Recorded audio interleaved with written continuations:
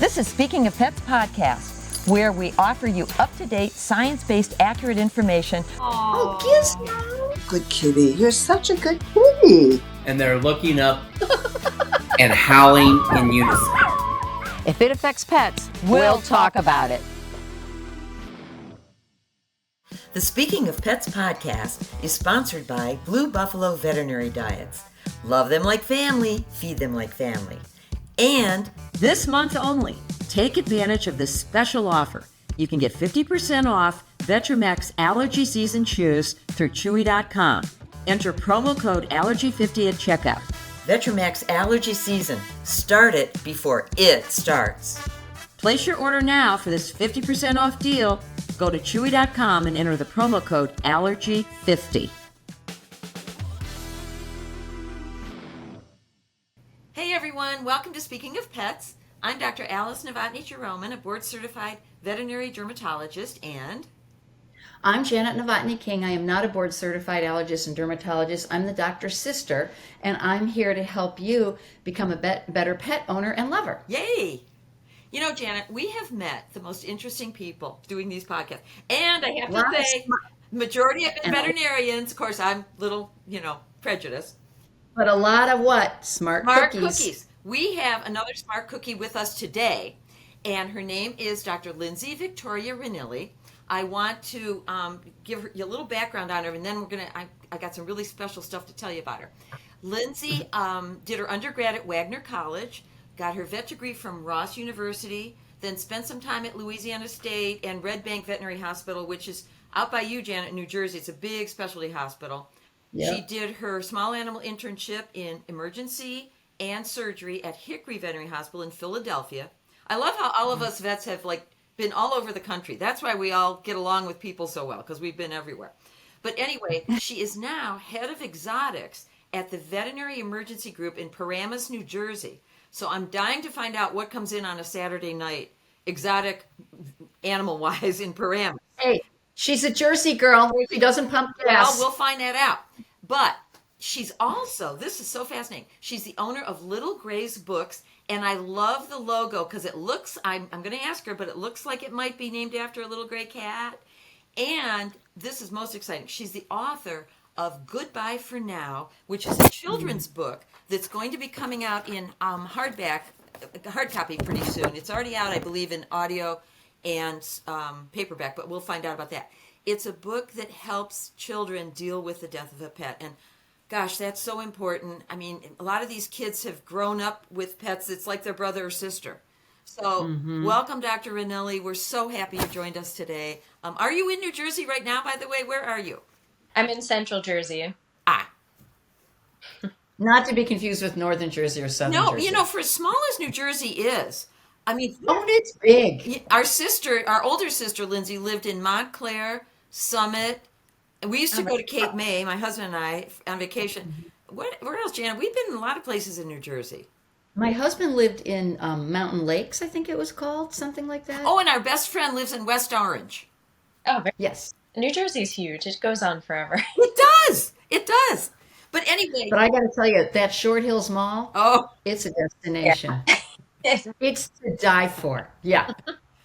I actually became a member there's not many restaurants there. I became a member at the Cheesecake Factory because it's the place we meet Aunt Barbara. Oh, my God. So I now have points. But Janet, remember when we had Dr. Moore on, Rusty, my classmate, he's writing a book. And so I was telling him about Lynsey, and I don't know if you guys ever connected, but I did exchange contact information. But this is like a whole new world, authoring a book, isn't it, Lynsey? Oh my God, absolutely. You think you have things figured out, and then you try to do something new. It's a whole new world. Are there a lot, what's the revision process like? That would frustrate me. Yeah. Okay. So, I'll write everything down. I'll type it out. I'll have that part done. And then, of course, I send it to my illustrator. She does an amazing job. I look at everything together. I'm like, maybe we'll just tweak this sentence right here or do this right there. I probably drive that poor girl nuts, but she's amazing. Does the publisher set you up with an illustrator? How does that work? Yeah. Yeah, so there's two different ways you could go about it. You could either self-publish, which I've done, or you could query an agent, and the agent like connects you to a publisher. So I actually tried going down that route for this book, like finding an agent, having them query a larger publisher so I could reach more people. Yeah. But it's a long process. It's maybe 6 or more months of waiting. So in between, I'm like, you know what? Let me just get the book out. And then if it happens that I get connected, beautiful. Mm-hmm. Well, I read that Dr. Seuss had 80 rejections Wow. before he got published, whatever his real name is. And think about it, what a success story, right? I actually But have his 80 biography rejection right over letters. there. Dr. What'd you say? I have Dr. Seuss's biography right over there. Yeah. Yeah, but 80 rejections. Can you imagine? You'd be like, and then look what happened. He was huge, right? Yeah. Absolutely. I know. I'm really hoping someone will pick it up. It's one that every agent is very specific and they're very different as to who they want to represent and like what their topic of choice is or interest. So it's very particular finding people.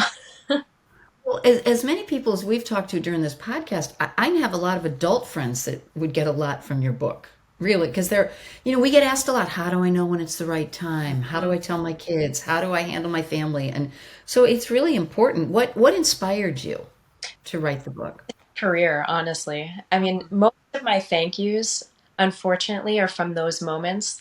Not when like there's a great story and I saved a pet. It's more so thank you so much for your compassion during the euthanasia process. Yeah. I was like, you know what? I kind of go about the whole process and talking to owners in a very particular way. Like, example, like offering an ice cream sundae if they're still eating, or I just do my own little thing.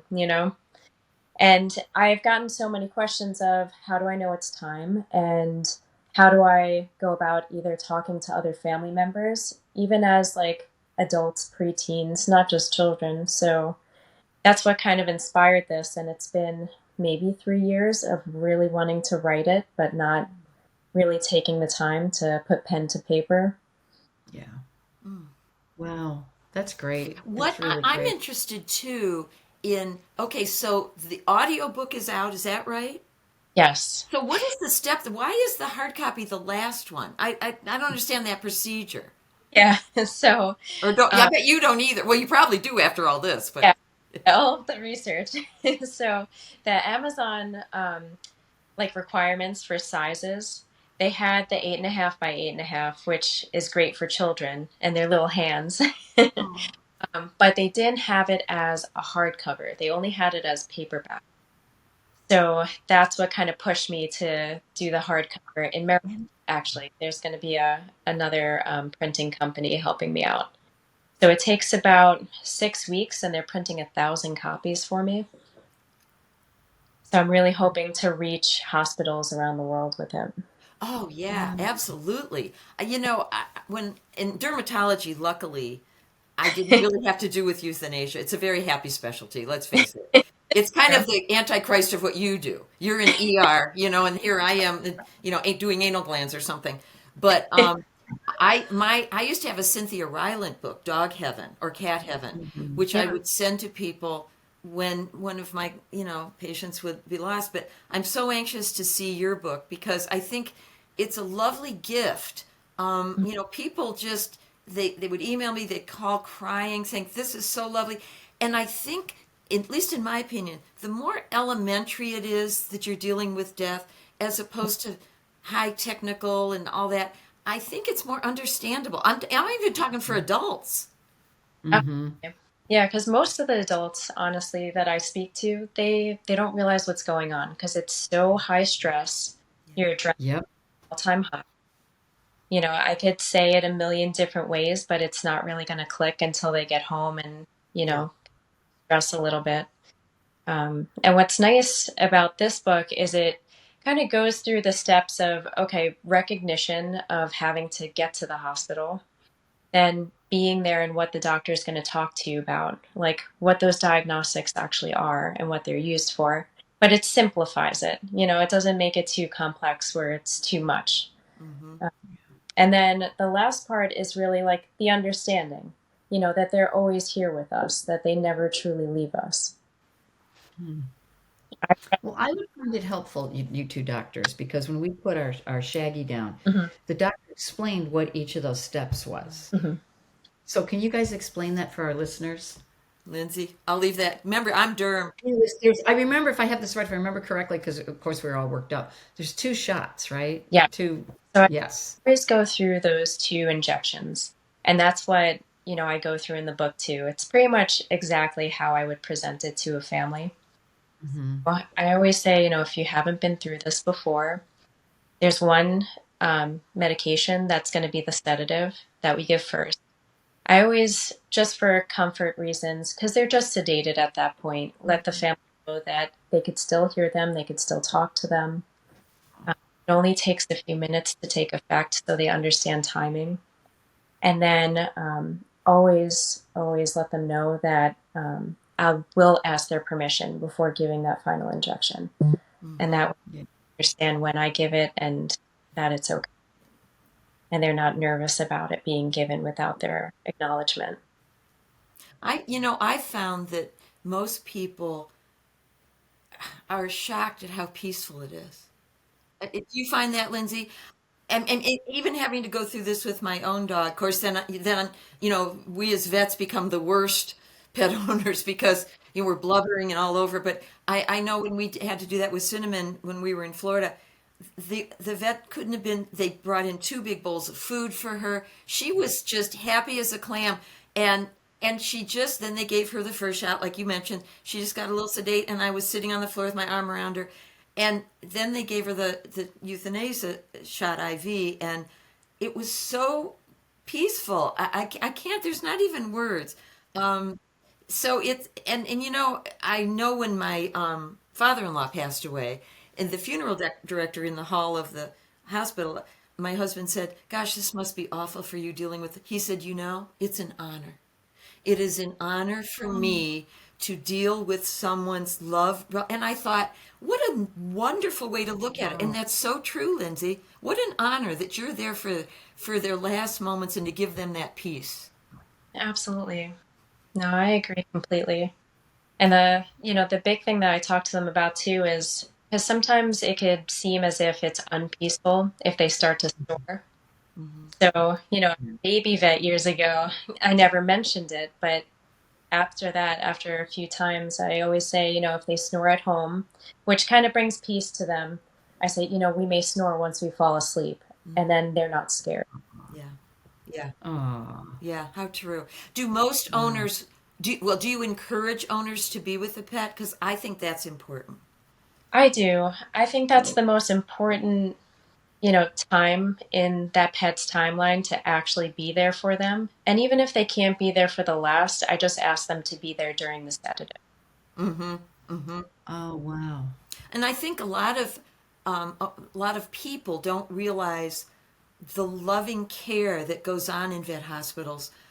Say, Janet, you would find an animal that's hit by a car and there's no, it can't be helped and there's no identification.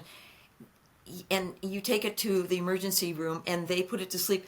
The vet and those technicians, I've always witnessed true love to the very end. I don't think people, and people don't realize how hard it is on us. I mean, Yep. isn't that true, Lindsay? Oh, 100%. It's, we're just meeting this pet maybe for the first time, but it's just as stressful to go from such a heartache to maybe the next appointment is like a happy puppy, Wow. It's so emotional, and that's why the vets have the highest suicide rate. You're going Yep. to someone you've seen for 15 years as a puppy, and now older, and it's a kidney failure and it's dying, to a puppy next door. Those pet owners don't want to hear what you've just been through. No. Of course. As a veterinarian who is a board-certified allergist and dermatologist, I've certainly seen my share of scratchy pets. Wouldn't it be great if we could stop the itch before it starts? VetriMax Allergy Season Soft Chews are an allergy defense supplement designed to do just that. This high-potency, clinically proven supplement boosts dogs' natural defenses against allergens and illnesses, and dogs love them. Allergy Season with Immunorise is a proprietary blend of probiotics, essential fatty acids, vitamin C, quercetin, and zinc. It's specifically formulated for dogs 20 pounds or more that are prone to itchy, irritated skin due to an allergic response. It's proudly manufactured in the USA with good manufacturing practices in an FDA-registered facility. Vetramax Allergy Season Soft Chews helps stop the itching before it starts and makes it better for you and your pet. Check out their products on VetramaxProducts.com or visit Chewy.com and save 50% on your first order by entering the promo code Allergy50 at checkout. Hey everyone, don't forget to pick up Country Critter Journal if you live in Northeast Ohio. It's a must-read for all pet lovers. Their goal is similar to ours here at the podcast, to educate the community on taking care of pets. They're advocates for adopting from shelters, not puppy mills, and they connect our local communities with goods, services, kennels, and those seeking to adopt a pet. They're a hometown paper with a personal touch, a must-read for all pet lovers, Country Critter Journal. Hey, I want to hear about your patent, the pulse socks. Tell us about the cat. Lynsey's pulse socks. What happened there? Oh, look at you guys deep diving. I love Hey, this. I do my homework. I know. And there's your logo. I love that. You got to explain that. The little grace. Yeah, so I mean, you mentioned my background with LSU. So I obviously have always loved tigers. That's not why I went there. I wanted to learn exotics, and they were one of the top schools to go to. Oh, yeah. And so I wanted to incorporate a tiger. Also, my daughter loves little tigers as well. And, that was a whole process in itself, trying to figure out this logo. That's adorable. But, what the designer that I worked with, she came up with that one. I was like, you know what? I think this is it. It's like simple enough. It's like something I could put on a sweatshirt. I could put on a notepad. It could really be incorporated into any part of the brand. It's endearing too. It really is. It's adorable. When I first saw it, this is adorable. Thank you. I want to hear about the pulse socks. Yeah. The pulse socks, I am so desperately wanting to partner with someone on this. I have the whole patent. It's all like ready to roll. And honestly, pulse oxes in veterinary medicine, they work so great on us as humans, but Wait, is that this thing? yeah, Oh. but we have the hardest time using them on our veterinary patients. And this has been since I was a technician, like 15 years ago. So my whole idea for this was, okay, if I can take or decrease stress of a patient in oxygen while they're sitting in there, instead of having something potentially attached to their lip or their ear, which or the tongue. Yeah, we attach it to, can I just do a similar concept as like the Apple Watch? Can I shave a portion and pick it up by their cephalic vein? Huh. So Great idea. I know I've been in touch with a few companies, but I really want this to take off. If you guys know anyone, please Listen, I will get you in touch with Dr. Carl Jandry, who's been on the show. He is board certified ER at UC Davis and like assistant dean. And a dear friend. I mean, I will share your contact and intro you to him and say, hey, check this out, Yeah. It was funny because I had the patent and then JAVMA put out an article, what if we used our Apple Watch? I was like, oh no, I have to get on. So I'm really hoping to connect with someone on it because I think it'll change our field. Yeah, It's incredibly frustrating when you're in front of an owner and the pulse ox isn't working on a patient. It's what? It's actually embarrassing. Could you use an app? They're here for this high tech stuff, and then you look and it's not working. It's kind of what a bummer. Yeah. Yeah, but could you use an app for it? Like, could it connect to an app on a phone? Yeah, so that would be the wish, to try to connect it to an app. It doesn't have to be right away. It could be, it connects through a wire at first as the first idea. But that's what it was meant to do. It was meant to, the really flat screen TVs they came out with that bend. Yeah. So the ones, that's the material I wanted to use for it. Cool. I know somebody who could write that app. That's amazing. I Yeah, but would. I'm looking at our producer Duke, and I can see the wheels spinning. Okay, he's shaking. No, no, it's not. He's not writing it But out. he's a cat person. Yeah, that's true. That's true. So I have a cat story for this Oh week, yeah, folks. Lindsay. Oh my God. Oh Oh, my and God. wait, let me So we have just these tell two you, cats. when something's going on with her, ping, ping, ping, ping, ping, ping, ping, ping, I have to shut off my phone. Go on, Janet, because I want to ask her about what comes in on a Saturday night. Oh, so I'm outside one morning. We have two cats. They go in and out, in and out. We call them in and out. That's not their real names. But so I'm outside and I hear meow, meow. I'm like, oh, she's in the woods somewhere. Okay. And I go back in. Janet lives in And then, Connecticut, by the way, yeah, in the woods. It's like woody, and right? ticks all over. She's had Lyme, but go on. Yeah. So anyway, everyone knows about my Lyme now. It's like I have We Lyme mention across it my head. every time. We do. We're sick of it. Sick of it.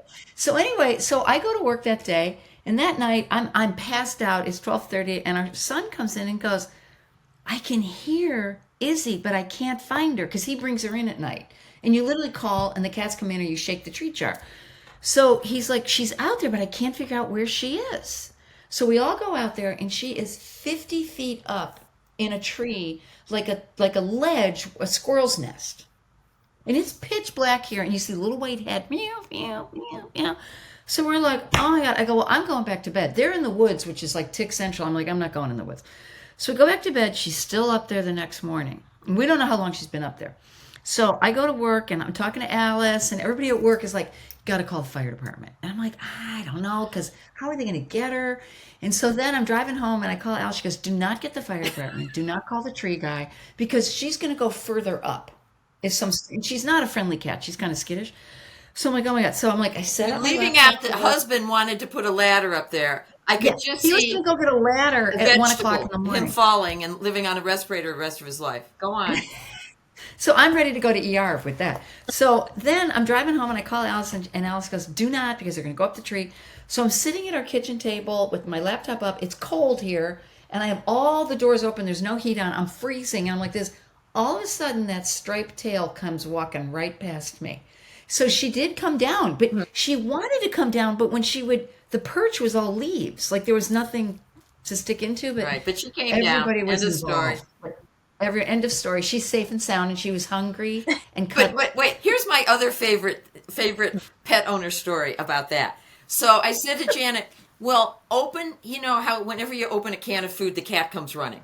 She said, "Well, I did that, but I've never given her canned food." I said, "Then don't do that. If she's never had canned food, it's not like genetic that she's going to." I said, "What does I she thought the normally?" I stink. I said, thought the "If smell. she's way 50 feet up." I said, "If she does the dry, then shake the dry and put it there, and then just leave. Don't stand there like she's not going to come down with you standing there." But wait a minute. Then the cat food goes out and the stinky salmon pate. And the next thing I know, it's the golden retriever with the can empty in her mouth. And I'm like, you got to be kidding me. Oh my God. So it was quite So like, Lindsay, and then my husband's going, it's been, ask Dr. Rinelli, the ER doctor, how many cats do you see that have fallen out of trees? Seriously. Honestly, not trees, apartment buildings. Right, apartment oh, buildings. Yeah. but not What trees. was that? What did we learn in vet school, Lindsay? I What's the stories that the highest the story that they land feet first? What about? Say it again. The high rise, but it was a certain floor, the fifth floor, the seventh floor, I can't remember. You know what? They always say a certain floor, but honestly, I've seen it at the second floor. So it just depends on how high the second floor truly is, you know? Wow. Okay, so let's talk exotics. I want to hear about the weird stuff. I love it. So because we're seeing more exotics and letting other veterinarians close by know that we see them, because a lot don't, right? Right. A ton of like general practitioners are like, no, thank you, see specialty, you know? Yeah. So my job as head of exotics was, okay, I'm going to call everyone around us, see if they see them, and then if they don't, let them know that we do. And if they see an exotic and they need help, they could call us and we could help them through it. So weird things that come in. We saw a pig, a mini pig, not as weird, but tons and tons of birds. We've gotten chickens, ducks. We had a duck recently. Oh, what was wrong with the duck? So the duck had come in and it had an injury from a fox. So it, Oh, yeah. could you save it or no? Yeah, it actually did really well. Oh, good. Huh. She was remarkable. Like, didn't even care. Was still eating, doing her thing. Where We were gave. the lesions, on the body or the neck? Where did the fox try to get her? I thought it would have been one of the two, but it was honestly the top of her head, which made no sense to me. You know, Wow. and they tried to get her through like the fence and just, you know, Oh my God. Wow. Huh. we had a rhinoceros iguana rather. I've never seen one before. Oh my gosh. Little rhino. It's adorable. It's grayish tinged in color, and it has a little horn at its nose. What was wrong with Well, that one? That one was a little tough. Like the husbandry, it's always husbandry. Yes. That's because it's very hard to keep an exotic. I really give those owners so much credit. Mm-hmm. Between lighting, the correct humidity, the correct heat, but the heat has to be different on each side. Oh my gosh. Hey, Substrate. Janet, when she says husbandry, she means, the environment, how much warmth they get, the light, the special Okay. food. Yeah. Wow. So is it legal to have these kinds of animals? The rhino, As not so much, but the not that one. Others, yes, like certain tortoises, certain turtles, Oh, I love them. Yeah. absolutely you could have. But it also depends on if you have the correct space for them too. We've gotten phone calls about fish. Fish are a lot of fun too, but you really need the right staffing to understand their anesthesia. Yeah. you actually knock out the fish? Yeah, you can anesthetize a fish. How cool is that? So does it stop going like No, it still does that. underwater? Yeah, so you have to run water through them and have them in water while you're. Wow. Isn't that something? But doesn't stuff like when you open it up, doesn't it wash the guts away and stuff? Like if the water's running out? I'm just thinking of like, No, because you know why? You're just really using that water to go over the kill. Because that's breathing. if someone told me they had to operate on my fish, I'd be like, you got to be kidding Hey, me. Janet, fish get a lot of skin diseases. I remember at our meeting in Scotland, our World Congress, the most attended lecture was this expert on fish skin diseases. People flew him all over the world for their koi ponds, Mhm. Lindsay, because they had, Yeah. there's a disease called ichth, and Yep.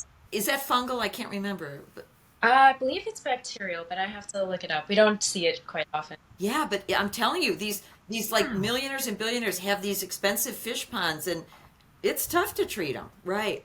Well, I was in San Diego once for a work thing, Mhm. and at the hotel we were staying at, it was the koi convention. Oh, that's The whole time interesting. we'd get in the elevator and we'd all go, You're like, terrible. we just thought it was bizarre. We just thought it was bizarre. And they were all koi, like hundreds of koi Let me people. tell you, Janet, fish recognize their owners. I mean, it's been proven. Yeah, Wow. I'm telling you. Do you see many hedgehogs, Lindsay? We've seen at least 3 this year. So not Oh, Like pets? say again. Pets are the ones in my yard. no, Pets? Janet, those are groundhogs in your yard. It's the same thing, isn't it? Much smaller. Oh. Yeah, they're super cute. Think of Sonic the Hedgehog.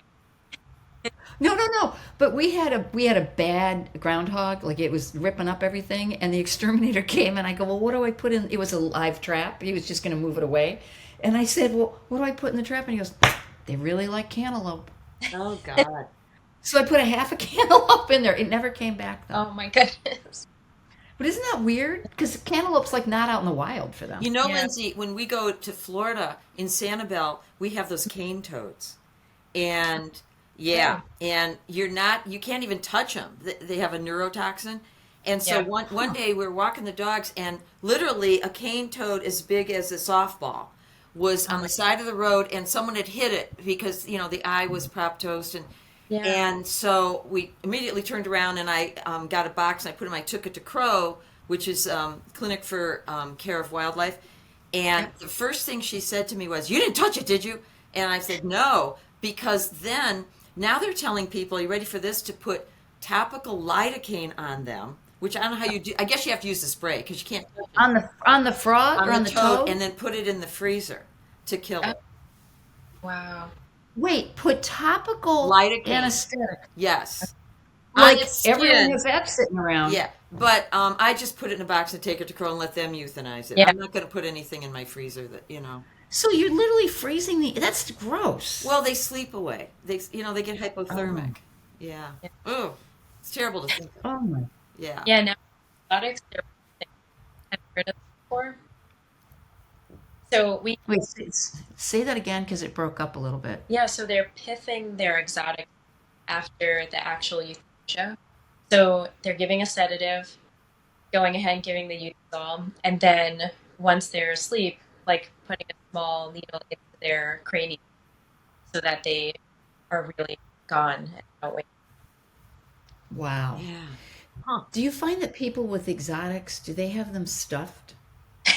You know what? I'm not sure. Someone, although this is a fun story, someone in South Jersey asked me to remove their ferret's canine, and I politely declined because I can't do a dental on your ferret, post-mortem, but you certainly can, Wow. I wonder what they were going to do with them. A necklace. maybe. Okay, Janet, I got one for you. Lindsay, we had on a friend of mine. He's a vet, Dr. Powers in New Jersey, and he goes to Beaver Island. And on Okay. Beaver Island, there's this person that has all the hanging beaver tails as you enter his home. And wait for it, makes earrings out of the teeth. Oh my God. Oh, out of the chompers? I can send you the picture, Janet. I think they're sold I'm as good. souvenirs. See, like when we went to Alaska, I understand using like their fur or their skin for like that stuff, It's for Yeah. Blue Buffalo Natural Veterinary Diets offer a natural alternative in nutritional therapy. With their in-house research and development team with over 300 years experience in well pet and veterinary therapeutic diets, more than 600 scientific publications, and more than 50 U.S. patents. Blue Buffalo Natural Veterinary Diets. Does your pet suffer from brown tear staining on the skin under the eyes? We see this in any breed, but especially on the faces of those cute little white fluffy dogs. This tear staining can lead to a crusty, painful, difficult to remove discharge. Tris Opto Eye Wipes can help. These wipes contain Tris EDTA, which is effective against porphyrin and any invading bacteria that may accompany the porphyrin. For routine eye discharge prevention, ask your veterinarian about Tris Opto Eye Wipes. Let's keep those cute faces even cuter. Do you ever have to, since like you're not allowed to own like an ocelot or things, are you Yeah. required if someone brings that to ER to report that? So we should, yes. I mean, legally, I don't even know what the law is on that. Yeah, legally we should report it. We should let, the correct authority know so that they could go and check in and see if they should move the pet. Yeah. Advocating as a vet for that pet. Wow. So how did you get into this? Yeah, how do you like exotics? How did you pick that? Yeah, how do you say, hey, I'm going to do exotics? So when I was at Mount Laurel in South Jersey, they had a bigger exotics department. So it was similar to Red Bank. It was like a lot of specialists in the building. And one of my best friends worked in exotics. You're in a room of ER doctors, and only a few actually are interested or want to see exotics coming through the ER, and I was one of them. So really, we always talk now as well. Like she's in Philly, she just opened her own practice.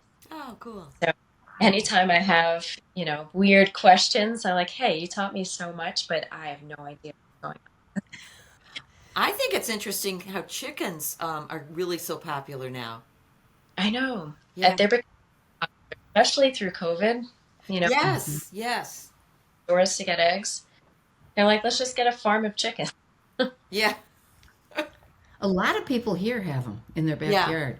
And beekeeping became popular Yes. during COVID. Oh, I'm terrified of that. I will run for my life.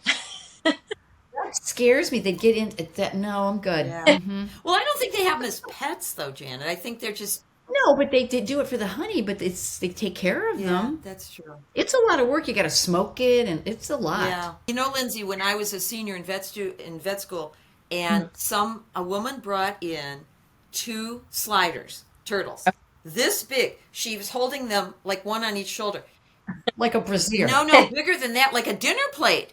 And they were big. And she said, we got these like 25 years ago in Hawaii on when we first got married. And she brought them in. And I have to tell you, this was in the late 80s.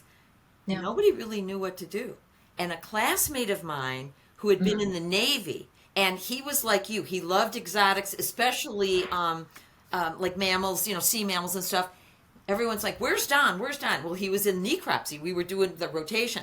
We ran over and got him, and he was like, "Oh, they're a couple of sliders. Oh, they look about 25 years old." He knew. I was so impressed. He knew exactly what to do. And Janet, these are the little turtles like this that you bought at Woolworths. I had one of those. It's still in the backyard. But my point is, he must have been doing something right that these turtles were now 25 years old. Because don't you think, Lynsey, that one of the main, like you said, husbandry, people don't know what to feed them, and then they get metabolic bone disease, and it's just, they break their legs. It's horrible. I know, it's terrible. And you would never know because they barely show you. And snakes, they could have half their face gone. They still just look the same. It's not like they look lethargic or. That's true. Yeah. Fine. You really have to be able to recognize. Yeah. Do you see a lot of pet rats? Because people say they make they're good pets. Oh. The most friendly out of like your small pocket pets. Like if you're gonna pick like a gerbil versus a rat, I would say more. It's just sad because they only last 2 years. They get a lot of tumors, don't they? They do. They do get a lot of tumors, unfortunately. But Lynsey, living outside of Manhattan, we don't need a pet rat. Exactly. Yeah. No, thanks. I'm good. They've got a big rat problem. Yeah.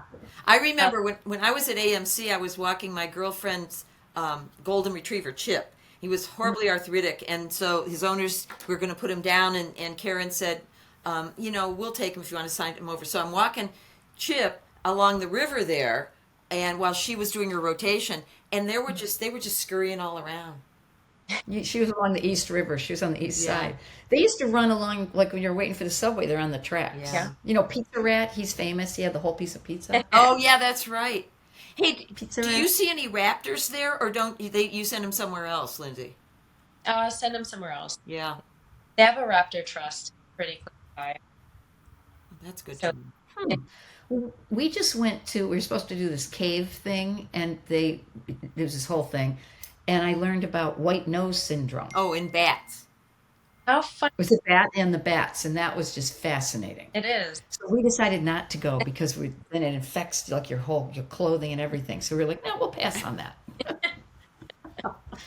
So Lynsey, I'm going to ask you the question we ask every guest. Yes.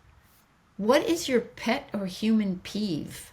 Oh, that's a good one. Ooh, living in Jersey and you don't have to pump your gas. That's a great thing. You know what? I find it really weird, honestly. I I'm know. from New York, What? and I'm like, why do I have to wait? I'll just do it myself. Is there some, See, I love when I'm in Jersey, I pull over and fill wait a up. minute, is there some sort of like gas pumper union there? No, I think it has to do with insurance and liability. Oh. So let's see.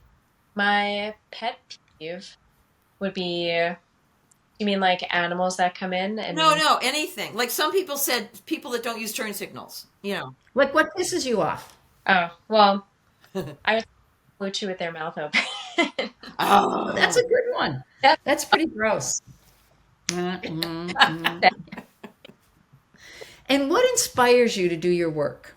Ooh. Oh gosh.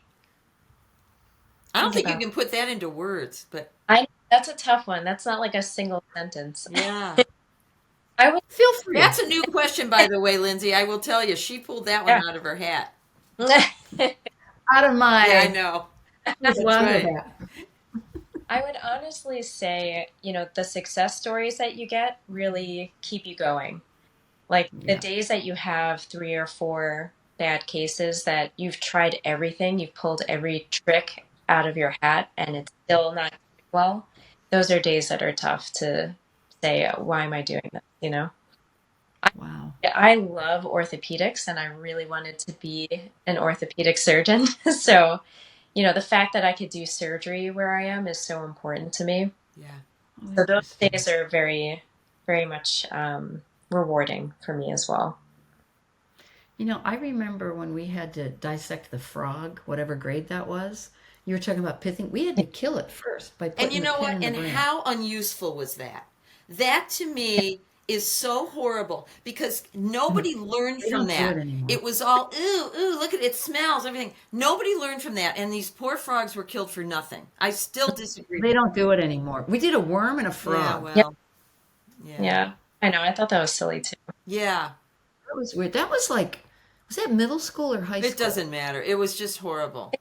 And it was like a tray of It's tar. kind of like when you went on a field trip. The whole Yeah. thing about it was riding the bus and doing that. Not where you were going. Nobody ever learned anything. When we went to the art museum, I just remember we got to eat lunch out.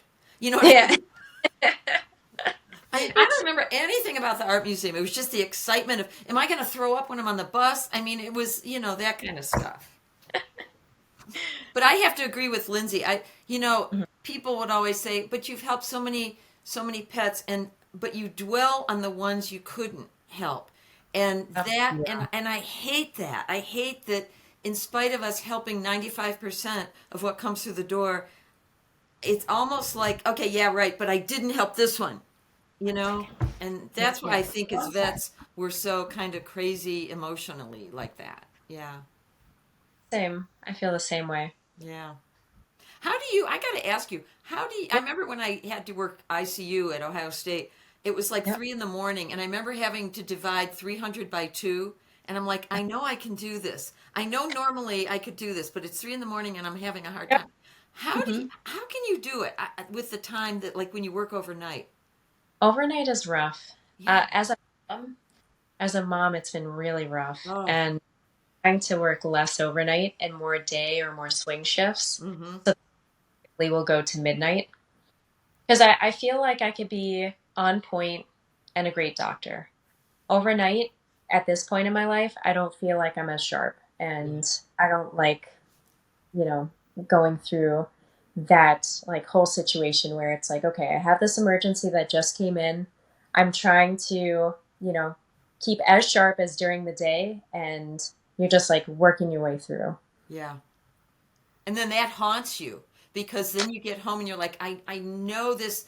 I know this, but why couldn't I think of it? Or yeah. Very frustrating. 100%. And then you have to make sure staff is on point, So it's all parts of all different wheels that are moving at the same time. And I'm surprised then you had time to do the book, but I'm glad you did do the book because going through what you go through, it's almost like therapy for you too, don't you think? Yeah. It was really nice that it all came together. So nice. And my whole goal. So let me know what you guys think. I want to be able to have clinics maybe hold 5 or 10 books, and they could incorporate a portion of it in the price of their euthanasia so that they give it for free. Mm-hmm. And it doesn't, you have to pay for this book. It's more like a gift, Love it. That's really smart. I love it. I think that's wonderful. That's really smart. And also, attached to the podcast, we're going to put the book, obviously, and anything, your website and anything you want, and where you can buy it, and also let us know when it comes out. When do you think it's coming out? Before Thanksgiving. Oh, soon. Good. Yeah. Perfect for holiday time. Yeah. Oh, Lynsey, this has been so fun. I hope we get to meet really you someday. Interesting. Same. That would be wonderful. Janet, when you road trip to Short Hills Mall, you have to drive a little further. Wait, let's meet at Cheesecake Factory and put it on Janet's tab. I'll get my points. But we all grew up in Cleveland. We grew up in a little town on the lake called Euclid. The Kelsey brothers grew up in Cleveland Heights, and we were their rivals, the Euclid Panthers. Yep. So, but we always beat them. So, we wiped the floor with them, didn't we, Janet? Yeah, we did. I love it. Well, I guess. Well, thank you. This has really been interesting, and we appreciate the good I love meeting you, and I can't wait to read the book. And I still love your logo, Little Gray Books. I can't get that out of my head. It's so cute. Janet, you. it's something you would have thought of because you're very like artsy about that. Yeah. She's the art Claim to person. fame. I'm the science person. Yeah. We don't know, I'm the marketing and we don't person. know what our older sister is. She's a To be librarian. But determined. she's not like the bun kind of No, librarian, but listen, you know? our older sister's a middle school librarian, and I really want to get her onto this book, Janet. Oh, yeah. We can send it to her. She can put it in the library. They can buy Yeah, it. yeah. They can add And it. also, And I'll talk to my library here. Lynsey, they do Zoom author meetings. Oh, it's So amazing. that would be great, Janet. We can hook her up with Penny. Mhm. I got to write that on my list too. Besides Dr. So, Lynsey, as a marketer, if you do the Zoom presentations, you need to get merch. Okay. Oh yeah, once the hard copy comes. No, but she needs to get her own, her logo merch. Yeah. I have sweatshirts right now. I don't know if you saw on LinkedIn. Cute. I They're did. gonna be for a cause. So they're gonna go towards a surgery patient that I Oh, ago. But his dad was debating euthanasia, and no one wanted him to put this dog down. He's the cutest thing. He has the biggest meathead. Oh. But he had a lot of scar tissue. So if he does this one more time, he's gonna Ah. through surgery. Mm. So I'm trying to take that financial burden off of him by, one, getting my logo out, but two, also, helping in that way. Yeah, absolutely. it's like a GoFundMe. Yeah. Exactly. It's really thoughtful. Well, thank you. Thank you so much for Yeah, being we'll with be in us touch. today. Janet, I guess we're going to close it up. Okay. So everybody have a good week till we see you next time. I'm Dr. Alice Novotny Jeromin, and Janet Novotny King saying thanks for listening, and we appreciate you. don't forget to subscribe and like us. And follow and do all this. Bye-bye. Bye. Thanks for tuning in today. We hope you learned some valuable information about making decisions about your pet's health. And don't forget to follow us on social media and subscribe on podcasts because we love to have those likes. Thanks so much for listening. That's actually really good. Oh, You could both go bye-bye. Bye-bye. Well, yeah. How about woof woof? This episode of Speaking of Pets podcast was sponsored by Blue Buffalo Veterinary Diets. Love them like family, feed them like family. And this month only, take advantage of this special offer. You can get 50% off Vetrimax Allergy Season Shoes through Chewy.com. Enter promo code Allergy50 at checkout. Vetrimax Allergy Season. Start it before it starts. Place your order now for this 50% off deal. Go to Chewy.com and enter the promo code Allergy50. Follow us on social at Speaking of Pets and listen wherever you get your podcasts. The Speaking of Pets podcast is an SLA video production.